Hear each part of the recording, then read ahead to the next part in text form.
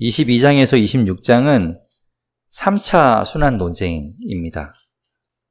저희가 이제 1차 순환 논쟁을 봤고, 2차 순환 논쟁 봤고, 이제 오늘 3차 순환 논쟁, 마지막 순환 논쟁을 보게 되는데, 1차와 2차 때 그 친구들이 욥을 공격하면서 이야기했던 내용이 좀 달라진 것이 있었는데, 그것이 무엇이었냐면, 회개해라. 회개하면 하나님께서 너를 회복시켜 줄 것이다 라는 내용이 이제 2차 때는 그런 내용이 없었죠. 그래서 이제 악인이 멸망한다는 이야기까지 이제 그렇게만 이야기했었습니다. 근데 3차에 들어오게 되면 조금 이제 또 달라집니다. 조금 달라져서 엘리바스가 이야기할 때 보면 회개해라. 회개하면 하나님께서 너를 회복시키실 것이다 라는 이야기를 이제 하죠. 아마도 이제 마지막까지 한 번 더 이야기하는 것처럼 보입니다. 그렇게 한 번 더 이야기하고, 그리고 3차 순환 논쟁의 특징을 보게 되면 빌닷의 이야기가 굉장히 짧죠. 25장이 되게 짧습니다. 6절밖에 안 되는 짧은 이야기. 그래서 이게 왜 짧은가에 대해서도 이제 조금 이따 이제 볼 때 말씀을 드리겠지만, 이제 여러 가지 설이 있습니다. 이게 왜 짧은 것인가. 그리고 또 세 번째 순환 논쟁에서는 소발의 이야기가 빠져 있습니다. 그러니까 세 번째 친구였던 소발의 이야기가 빠져 있다라는 특징이 있죠. 세 번째 순환 논쟁은 그런 특징을 가지고 있습니다. 이 3차 순환 논쟁을 26장까지의 이야기로 볼 것인가, 27장까지를 포함시킬 것인가, 뭐 이렇게 사람들마다 보는 눈이 좀 달라요. 그런데 저는 이제 26장까지를 순환 논쟁으로 보는 것이 좀 타당하겠다라고 보입니다. 왜냐하면 27장 시작할 때 1절에 보면 욥이 또 풍자하여 이르되라고 시작을 하는데 29장에도 보면 그렇게 시작하거든요. 욥이 풍자하여 이르되라고 시작하는 걸로 봐서는 27장과 29장이 약간 비슷한 성격으로 보이는 거죠. 그래서 26장까지가 3차 순환 논쟁이 아니겠다라고 이렇게 보는 겁니다. 22장 보게 되면 엘리바스의 이야기입니다. 그런데 뭐 친구들의 이야기는 별반 다르진 않아요. 그 전까지 했던 이야기의 연장선에 계속 있습니다. 이 22장에서 엘리바스가 하는 이야기를 보게 되면 이제 2절부터 엘리바스의 이야기를 보면 인간이 참 미약하구나라는 걸 이야기하죠. 그래서 사람이 어찌 하나님께 유익하게 하겠느냐. 사람의 존재 자체가 미천한 존재이고 하나님과는 너무나 큰 격차가 있는데 어떻게 사람이 하나님께 유익을 끼칠 수 있겠는가라는 이야기를 하죠. 그냥 2절에 있듯이 지혜로운 자도 자기에게 유익할 따름이다.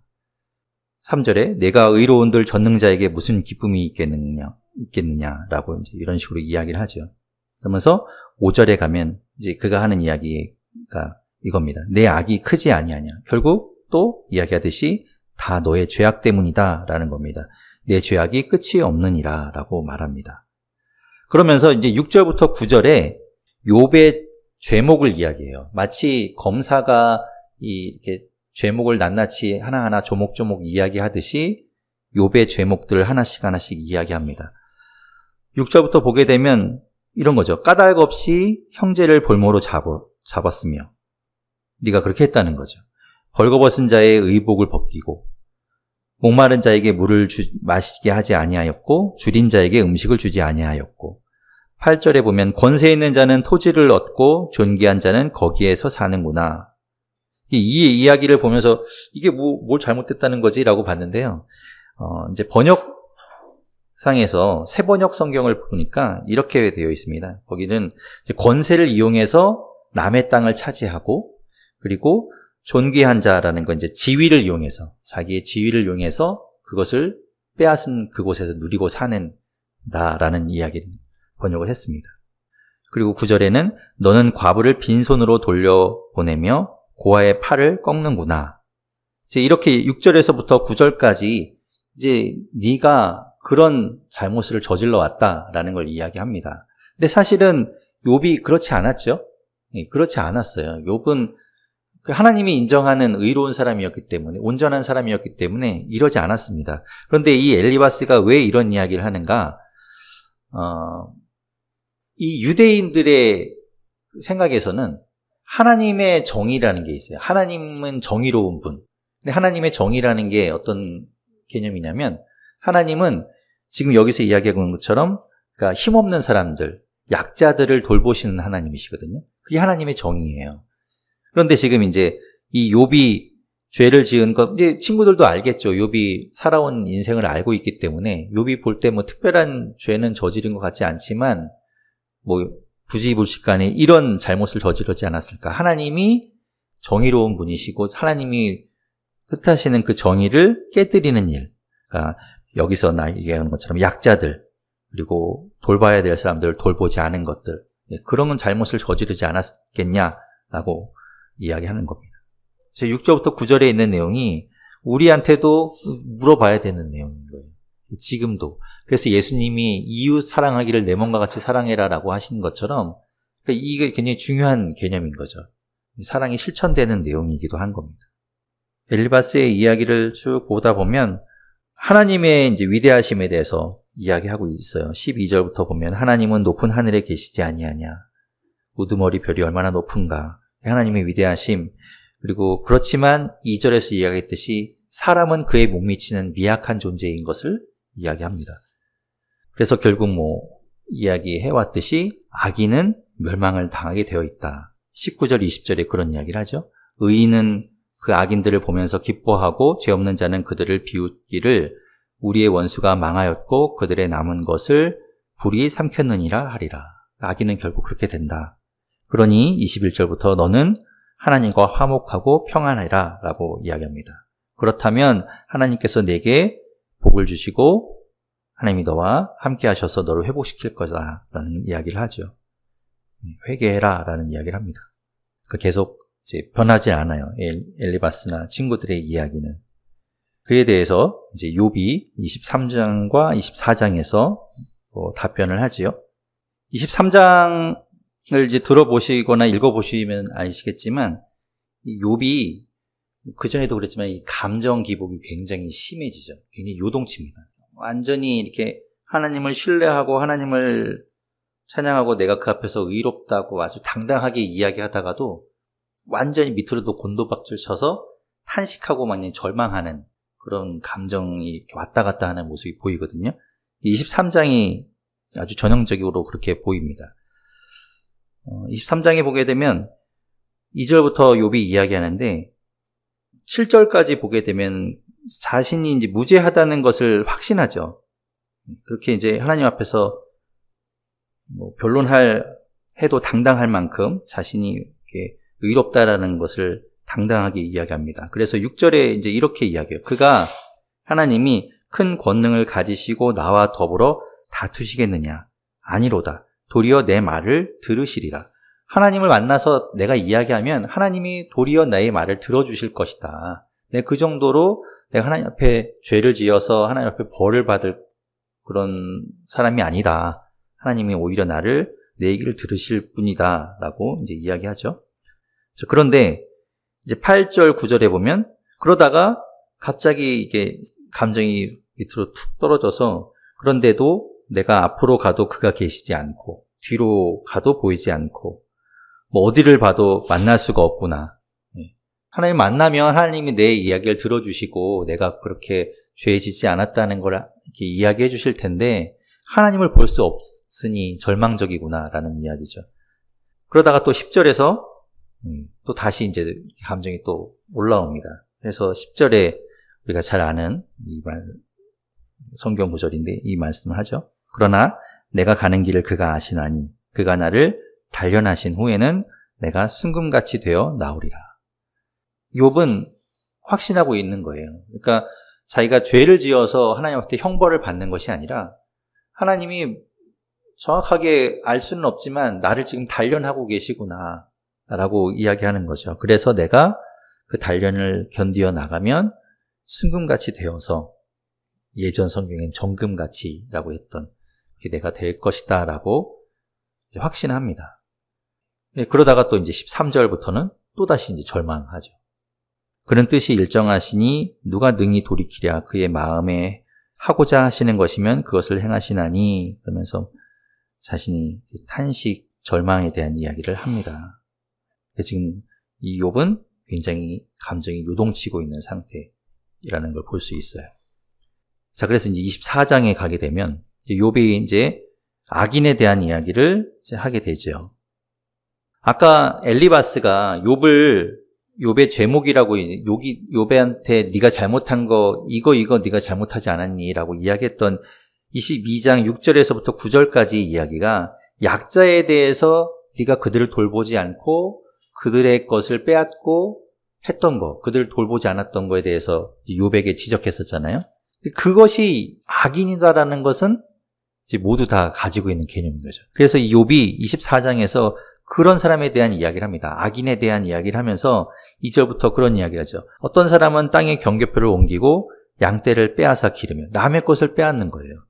그리고 3절부터 보면 고아의 나귀를 몰아가며 과부의 소를 볼모 잡으며, 그러니까 안 그래도 없는 사람들, 가난한 사람들을 돌보지 않고 그들의 것을 착취하고 그들의 것을 뺏는 그런 악인들의 모습들을 이야기합니다. 이렇게 쭉 이제 이야기하죠. 참 안타깝죠. 7절도 보면 의복이 없어서 벗은 몸으로 밤을 지내는 그런 사람들을 그냥 내버려 두고 추워도 덮을 것이 없게 하고 그렇게 이제 막 했던 것들이 악인이라는 겁니다. 그리고 그렇게 악인들에게 당하는 사람들, 힘없고 가난한 사람들이 그렇게 당하고 있다. 그런데 12절 끝에 보면 욥이 이야기하죠. 하나님이 그들의 참상을 보지 아니하시느니라. 그게 그렇게 부조리해 보이는데 욥이 볼 때 악인이 그런데도 살아있고 그렇게 억압받고 힘들어하는 그 힘없는 사람들은 구원받지 못하고 있는 모습들 이야기하는 거죠. 그리고 13절부터는 또 악인들에 대해서 또 이야기를 해 나가고 있습니다. 18절부터는 이 욥이 그래서 그들에 대해서 이야기해요. 그 악인들에 대해서 마치 자신이 하나님이 그 참상에 대해서 보지 않는다고 돌보지 않으니까. 그러니까 친구들이 하는 이야기는 분명히 악인들은 멸망하고 하나님은 그 악함에 대해서 죄에 대해서 반드시 형벌을 주시는 분인데 실제로는 그렇지 않지 않느냐. 그래서 이제 욥이 그 이야기를 하면서 그러니 그 악인들에 대해서 자신이 직접 저주와 형벌을 내리고 있습니다. 18절부터 그런 이야기를 하고 있어요. 사실은 이 18절부터 25절까지의 이야기를 신학자들 사이에서도 이게 과연 욥의 이야기, 여태까지 했던 이야기하고는 조금 뭔가 안 맞는다. 뭐 그렇게 이제 보는 분들도 많이 있죠. 그런데 어쨌든 그 악인, 그렇다면 이 18절부터 25절까지 이야기하는 악인이 형벌을 받는 것에 대해서 그럼 욥도 거기에 대해서 동감하는 거 아닌가. 그런데 이제 욥의 이야기는 좀 다릅니다. 18절부터 25절까지 이야기를 좀 보면 욥이 이야기는 하는 그 악인의 운명은 사실 예측할 수 없다라는 거예요. 그러니까 그 친구들은 반드시 악인은 형벌을 받고 멸망하고 죽을 것이다라고 이야기하지만 욥이 볼 때 악인들이 형벌을 받아야 마땅함에도 불구하고 그건 알 수 없더라라는 그런 결론을 이야기합니다. 그게 이제 대표적인 이야기가 22절, 23절의 이야기예요. 그런 악인들을 보면서 하나님이 그의 능력으로 강포한 자들을 끌어내시나니 일어나는 자는 있어도 살아남을 확신은 없으리라. 그러면서 23절에 하나님은 그에게 평안을 주시며 악인한테도 평안을 주시고 지탱해 주신다는 거죠. 그럼 하나님이 도대체 부조리한 하나님이냐? 그렇지는 않다. 그들의 길을 살피고 계시다는 거예요. 악인들의 길을 보고 계시다는 거죠. 그러면서 이제 24절에 그들은 잠깐 동안 높아졌다가 천대를 받을 것이며 잘려 모아진 곡식 이삭처럼 되리라. 결국에 멸망하게 될 거다. 그런데 이것은 욥의 바람인 겁니다.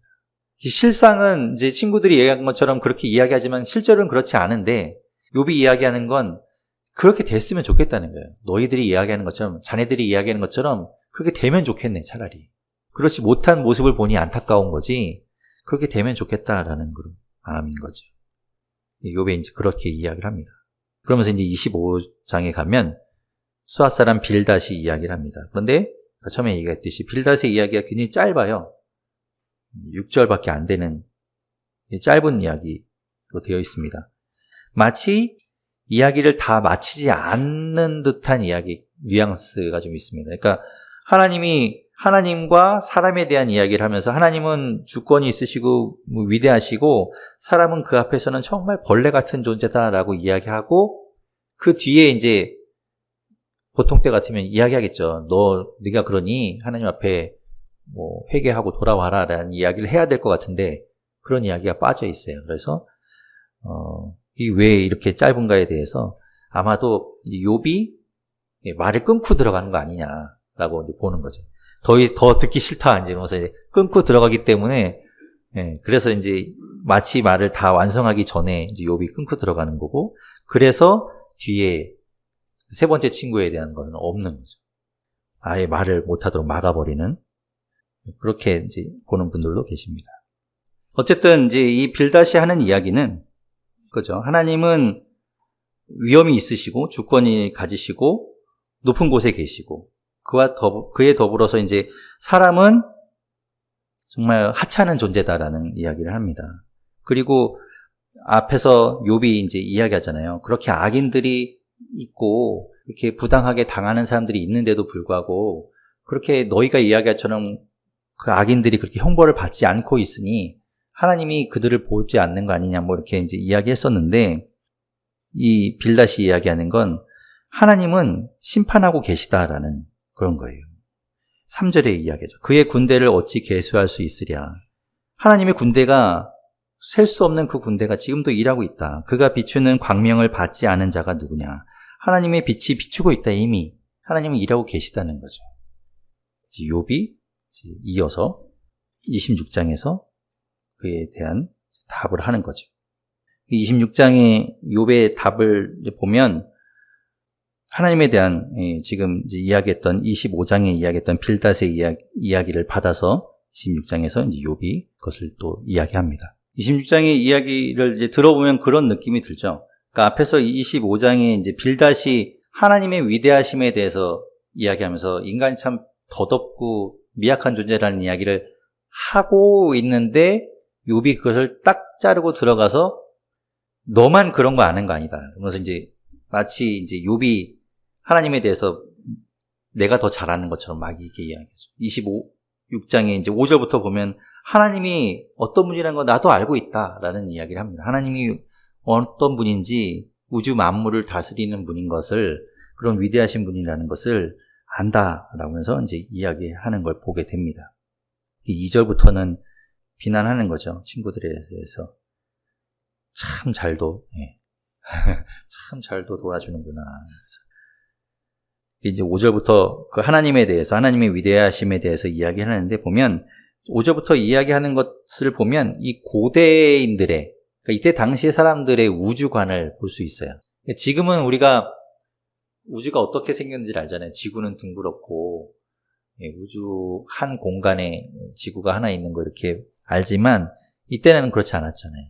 모든 우주의 중심은 지구였고 지구는 평평했고 그리고 별은 하늘에 이렇게 달려있고 뭐 이렇게 생각했죠. 딱 그런 이야기를 합니다. 보면 7절부터 보면 그는 북쪽을 허공에 펴시며 땅을 아무것도 없는 곳에 매다시며 물을 빽빽한 구름에 싸시나 그 밑에 구름이 찢어지지 아니하느니라. 그는 보름달을 가리시고 자기의 구름을 그 위에 펴시며 수면의 경계를 그으시니 저 바다 끝에 뭐 끝이 있다고 생각했잖아요. 경계를 그으시고 빛과 어둠이 함께 끝나는 곳 그리고 하늘에 기둥이 있고 이렇게 생각했던 걸 이야기하는 거죠. 자, 그렇게 이제 하나님이 그런 분이다. 우주 만물을 창조하시고 다스리시고 그것을 주관하시는 분, 전능하신 분, 위대하신 분이라는 거 안다. 그걸 누가 반박하겠느냐. 너 더 이상 뭐 그런 얘기 해봐야 뭐 무슨 소용이 있느냐. 뭐 그런 거죠. 그렇게 이제 이야기를 합니다. 그 이야기를 듣고 이제 소발도 더 이상 할 말이 없는 거죠. 그래서 이제 27장부터는 이제 욥이 혼자 이야기해요. 혼자 그 친구들 앞에서 넋두리 하듯이 쭉 이야기하는 내용들이 이어집니다. 이제는 친구들이 개입하거나 친구들이 중간에 끼어들지 않고 온전히 그냥 욥이 혼자 하는 이야기죠. 27장을 보게 되면요. 1절에 욥이 또 풍자하여 이르되라는 것이 29장하고 같이 똑같은 문구로 시작되기 때문에 그래서 이제 같이 분류하지만 어떤 분들은 이제 27장에서 그 친구들에게 하는 이야기가 포함되어 있기 때문에 이것을 3차 논쟁에 포함시키기도 합니다. 그리고 또 하나의 이제 이유가 있는데 그것은 뒤에 가면 제가 또 말씀드리겠지만 이 안에 이제 우리가 보지 못한 소발이 등장 안 했잖아요. 마지막 친구가. 그 이야기가 여기 들어가 있다고 보는 분들도 계십니다. 자, 그래서 한번 보게 되면 27장 1절에 욥이 또 풍자하여 이르되라고 되어 있는데 이 풍자라는 건 비유한다라는 말이에요. 비유해서 이야기한다라는 이야기고 그렇게 이게 굉장히 넓은 의미로 쓰이는 말이라서 비유해서 말한다라고 예수님이 이렇게 말씀하실 때 보통 비유로 얘기하시잖아요. 뭘 비유해서 이야기하시는데 그런 것도 포함되기도 하고 그냥 우리가 알고 있는 보편적인 어떤 교훈이나 보편적인 이야기를 가지고 이야기할 때 그럴 때 이제 이 말을 씁니다. 그래서 이제 그렇게 이야기한다는 거죠. 그러면서 욥이 하는 이야기가 2절부터 보면 자신이 이제 맹세하면서 이야기하죠. 2절 끝에 맹세하노니 하면서 이야기하는데 하나님을 두고 맹세를 하는데 하나님에 대한 원망이 있어요. 하나님을 좋은 분으로 나의 하나님으로 이렇게 맹세하는 것이 아니라 나의 정당함을 물리치신 하나님, 나를 힘들게 하신, 나를 괴롭게 하신 하나님을 두고 맹세한다라고 이야기하죠. 하나님에 대한 약간 삐져 있는 마음이 있는 거죠. 그 마음을 가지고 어쨌든 하나님께 이제 맹세하는데 결국 자신은 결백하다라는 것을 주장하고 있어요. 뒤에 3절부터 6절까지 이야기를 보면 4절에 이런 얘기하죠. 내 입술이 불의를 말하지 아니하며 내 혀가 거짓을 말하지 아니하리라. 그러면서 6절에도 있죠. 내 공의를 굳게 잡고 놓지 아니하리니 내 마음이 나의 생애를 비웃지 아니하리라. 내가 그만큼 결백하다. 하나님을 두고 맹세하지만 내가 그렇다. 나는 불의를 말하지도 않고 거짓을 말하지도 않고 내가 그렇게 결백하다라는 걸 이야기합니다. 그리고 이제 7절부터 보면 이야기했듯이 이제 나의 원수는 악인같이 되고라고 이야기하는 게 이제 이 대적자를 이야기해요. 근데 이것이 이제 친구들을 향해서 하는 이야기다라고 보는 거죠. 그래서 나를 지금 공격하고 있는, 나를 궁지로 몰고 있는 그 원수들, 대적자들이 악인같이 되고 나를 치는 자는 불의한 자같이 되기를 원한다 라면서 그 대적자, 나를 힘들게 하는 사람들의 운명이 이렇게 됐으면 좋겠다라고 이제 이야기하는 겁니다. 그러면서 이제 11절, 12절에서 욥이 한탄하며 이야기하기를 내가 너희에게 가르치겠다. 이렇게 이야기하죠. 너희가 어떻게 그렇게 되었냐? 내가 너희에게 가르치겠다라고 이야기합니다. 그러면서 13절부터 이제 23절까지 악인의 운명에 대해서 이야기해요. 악인이 어떻게 될 것이다라는 거. 그런데 이 이야기를 보고 있으면 왜 이제 아까 소발 이야기를 잠깐 했지만 소발이 등장하진 않았죠. 그런데 지금 이 욥이 13절부터 23절까지 이야기하는 내용을 들어보면 마치 친구들이 이야기했던 것처럼 악인들이 결국은 망하게 된다라는 인과응보의 이야기를 하고 있습니다. 그러니까 욥은 여태까지 그걸 반대했거든요. 꼭 그렇지 않더라라는 이야기를 했는데 여기서는 그 이야기를 하고 있죠. 그래서 이걸 가지고 아마도 이게 소발의 이야기가 여기 들어와 있는 거 아닌가라고 보는 학자들도 있는 겁니다. 그리고 또 어떤 분들은 이게 소발이 이야기한 것이 아니라 욥이 소발이 할 이야기를 먼저 하고 있다는 거죠. 그 소발이 공격할 것을 미리 먼저 이야기하고 있다. 그래서 소발의 이야기를 자신의 입으로 하고 있다는 겁니다. 그런데 어쨌든 그런 의미에서 13절부터 23절까지의 말씀을 보면 결국 악인이 망하게 되고 악인은 형벌을 받는다라는 이야기인데 그렇다면 여태까지 한 친구들의 이야기와 뭐가 다른가? 결국 욥이 그 친구들에게 넘어간 것인가? 그런데 욥은 한 가지 다른 게 있습니다. 그게 뭔가 하면 친구들은 여태까지 악인들은 무조건 망한다는 거예요. 악인들은 형벌을 받는다는 건데 욥은 뭐가 다른가 하면 인생의 역전에 대해서 이야기합니다. 그러니까 악인들이 그렇게 지금까지 형통했고 잘 누렸지만 결국엔 망하게 되고 그들이 준비한 것을 누가 받게 되는가? 의인이 누리게 된다라고 역전되는 현상에 대해서 이야기해요. 그건 욥의 이야기입니다. 그 친구들은 그런 이야기를 한 적이 없어요. 그게 이제 16절, 17절의 이야기입니다. 보게 되면 16절에 17절 보면 그가 비록 은을 티끌같이 쌓고 의복을 진흙같이 준비할지라도. 그러니까 이 악인이 그런 많은 재물을 모으고 그런 것들을 막 쌓아놓을 곳이 없을 만큼 많이 누리고 있다고 하더라도 17절에 그가 준비한 것은 결국 의인이 입을 것이요 그의 은은 죄 없는 자가 차지할 것이다 라고 이야기하죠. 이거는 욥의 주장인 거예요. 친구들은 이런 이야기를 한 적이 없어요. 그래서 이걸 가지고 이제 제가 아까 말씀드린 것처럼 소발이 직접 이야기한 것이 아니라 이 욥이 소발의 이야기를 대신하면서 자신의 이야기를 거기다 담았다라고 보기도 하죠. 결국 욥도 사실은 인과응보, 아까 잠깐 말씀드렸지만 인과응보를 무시하는 것은 아니에요. 욥도 하나님 반드시 악인에 대해서는 벌하시는 분이다라는 걸 알고 있어요. 그런데 이제 욥이 다른 점은 친구들과 다른 건 무엇인가? 친구들은 이제 고난을 당하고 어려움을 당하는 건 죄 때문이다. 순전히 인과응보에 연결지어서 이야기한다면 욥은 그 고난을 해석할 때 꼭 그렇게 인과응보에만 적용할 수 있는 것은 아니다라는 거죠. 그렇게 하는 건 좀 무리가 있다라는 거예요. 죄 없어도 고난을 받을 수 있다라고 이제 보는 거죠. 그게 좀 다른 겁니다.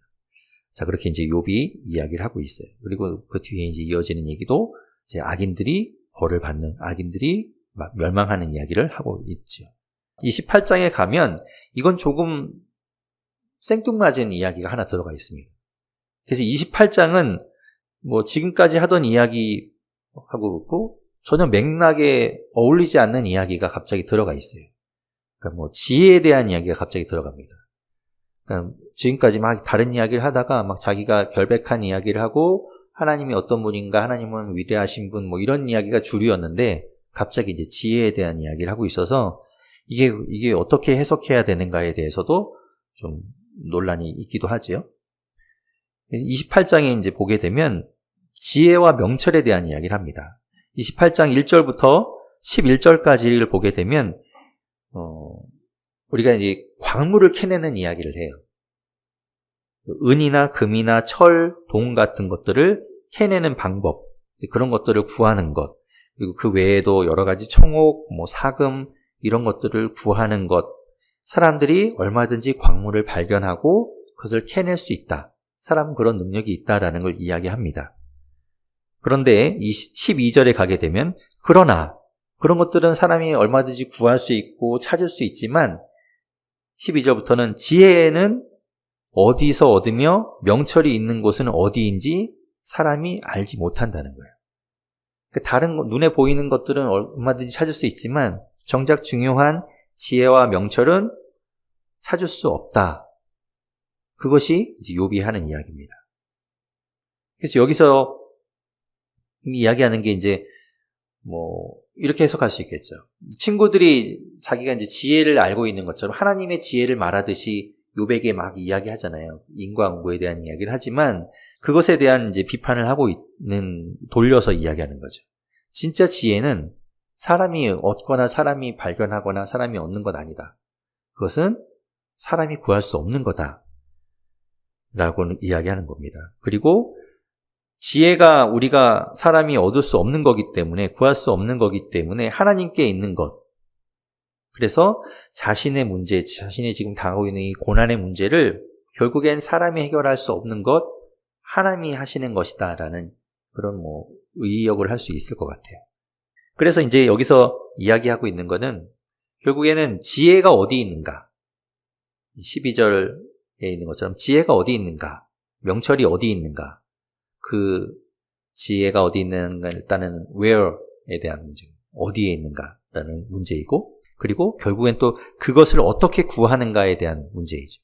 어디 있는가를 알아야 그것을 찾을 수 있겠죠. 그리고 어디 있는지를 알아도 그걸 구하는 방법을 알아야 되겠죠. how에 대한 문제입니다. 그 where와 how에 대한 문제가 지금 이야기되고 있는 거예요.